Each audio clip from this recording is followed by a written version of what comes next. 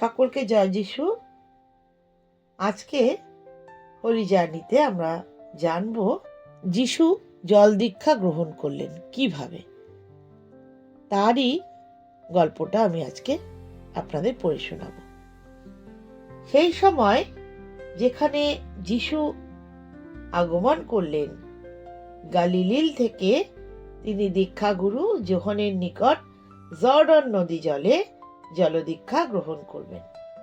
কিন্তু যোহন যিশুর এই প্রস্তাবে অসম্মত হয়ে বললেন, এই কার্য অবিধেয়, বরং আমরাই আপনার নিকট দীক্ষা গ্রহণ করা বিদেহ। তদুত্তরে যিশু যোহনকে বললেন, অনুগ্রহ করে আপনি আমাকে দীক্ষিত করুন, কেননা ঈশ্বরের ধার্মিকতা আমাকেও সাধন করতে হবে। তখন যোহন যিশুকে জল দীক্ষা প্রদান করলেন। দীক্ষা গ্রহণান্তে যিশু জল হাতে উত্থিত হওয়া মাত্রই তার সম্মুখে স্বর্গ উন্মুক্ত হল এবং তিনি পবিত্র আত্মাকে কপোতের রূপে নেমে আসতে দেখলেন।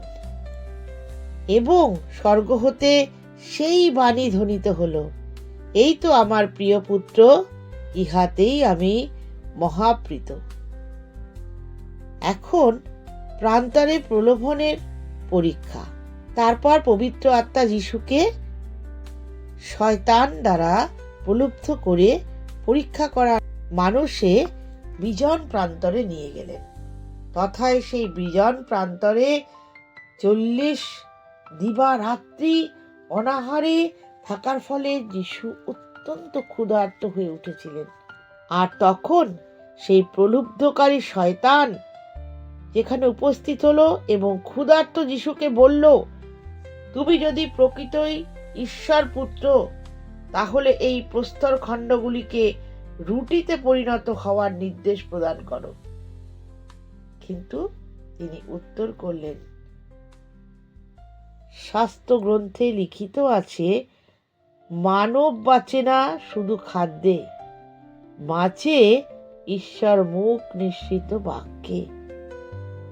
তারপর শয়তান তাকে পবিত্র নগরীতে নিয়ে গেল এবং তাকে ধর্মধামের চূড়ায় স্থাপন করে বলল, তুমি যদি প্রকৃত ঈশ্বর পুত্র, তবে নিচে ঝাঁপ দাও, কেননা লিখিত আছে, তিনি আজ্ঞা দিবেন তোমার তরে আপন দূতে, আর তাঁরা তোমায় লবেন তুলে আপন হাতে, পাছে আঘাত লাগে চরণে, তব প্রস্তরাঘাতে।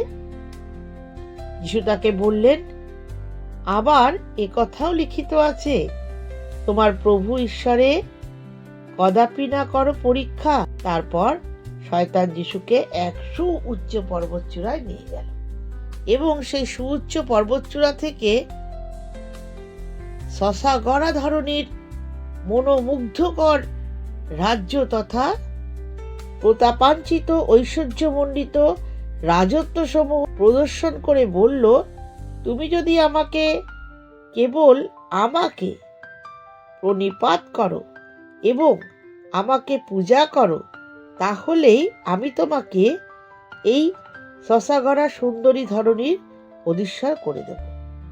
তখন যিশু শয়তানকে বললেন, দূর হও শয়তান, কেননা লিখিত আছে, তুমি করবে প্রণাম শুধুই তোমার প্রভু ঈশ্বরে, আরাধনা করবে শুধুই তাহারে। তখন শয়তান তাকে ছেড়ে চলে গেল এবং ওই দেখো স্বর্গদূত এসে তার পরিচর্যা করতে লাগলো। আজ এই পর্যন্তই।